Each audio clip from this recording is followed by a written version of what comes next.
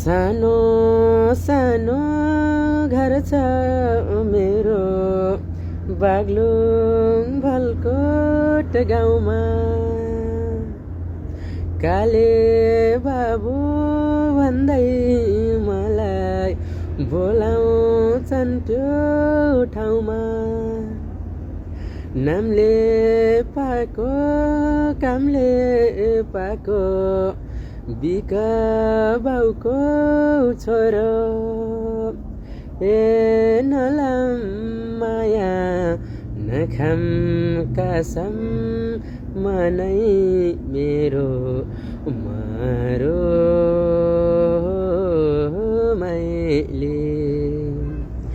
हे मैले